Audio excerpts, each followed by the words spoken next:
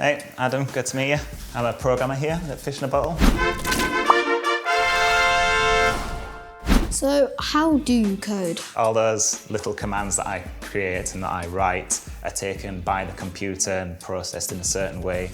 When I press the jump button, I expect my character to jump and so on. But if you get down to the nitty-gritty of it, I'm really just writing words on a screen.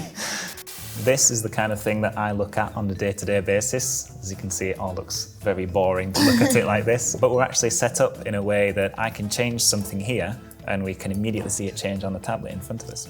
Let's put the play button bang in the middle of the screen instead of putting it there. So what I would do is I change the position of the play button here, refresh the page, and we see it's put it bang in the middle there. Really cool. So we can actually change stuff on the fly. How did you come across thinking that you wanted to be a programmer? Well, I've played games ever since I was a little boy, but at school I was also really into maths and IT and sciences. When I decided that I wanted to get into the games industry, I was able to say, okay, so I'm really into maths and sciences and IT. How can I apply those skills? And that's where I came up as being a programmer. But there are a lot of roles available in the industry. Some people are really great at drawing and being really creative, and there are roles for artists in the industry. Some people are ideas people and are really good at putting those ideas onto paper and selling those ideas, and that's what game designers are. You know, what's important is determining what you are good at in school, and if you do want to get into the games industry, how that can be applied to get there, rather than saying, oh, I want to be this in the games industry, so I'm going to need to be really, really good at maths, which, you know, if you're not that good at maths, pick something you're good at.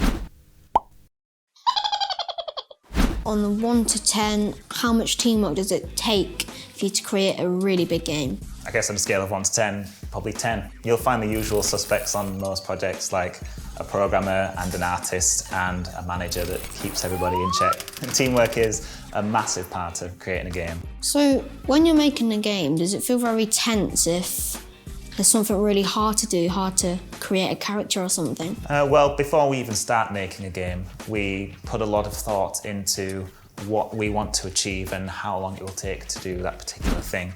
So there is a lot of planning that goes into a game before you even get started making it. So this is the ideas room. This is where we come when we're right at the start of the project and we're trying to brainstorm ideas, come up with the best way to, you know, make the most fun that we can for the project that we're doing. This usually starts with throwing a load of ideas straight onto this wall, and then we gradually start rubbing out all the really bad ideas. So what is a platformer? So platformers like running, jumping, landing on platforms, funnily enough. But yeah, let's combine that with a runner. We can have like an infinite platformer. That'd be really cool, I think.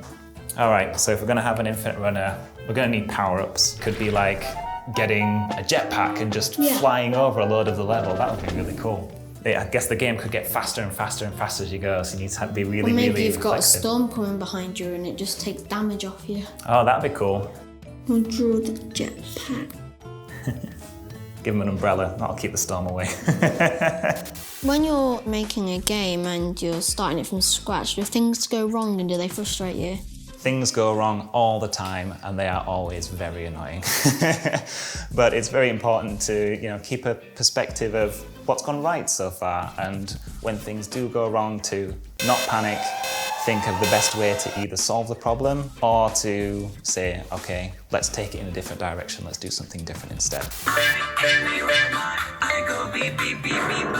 So we've just been playing this Bring the Noise game now, we're playing the awesome robot song, but we can actually change the noises that you're hearing here to pull in different instruments instead. Let's get rid of this kettle drum and let's replace it with a barking dog. 1, 2, 3, 4. It's cool, right? So it sounds like you're really into your games as well. What kind of stuff do you like to play? I really like Minecraft. Yeah, Minecraft's a good one. Being able to sort of like give yourself a little project and just get to see the little building blocks add up to this whole thing, it's really rewarding, isn't it? So what advice would you give someone who's trying to become a programmer? The sooner that you can start learning to program, the better. I've been doing this job for a long time and there are still things I don't know. There are a lot of higher education places available now, lots of places at university, and I would absolutely recommend that you go for those. I would say if you're really, really good at programming, having a degree is not absolutely necessary to get into the industry. If you can prove that you've got what it takes, then I'm sure a company would snap you up. And how old do you have to be to become a programmer? There is no age range. If you are interested in it, just go out and do it. There are so many free tools available on the internet to start learning programming. It's such a vast resource of amazing knowledge that if it's something that you're interested in, just go and look. You'll find it before long, and a lot of the resources are really, really good.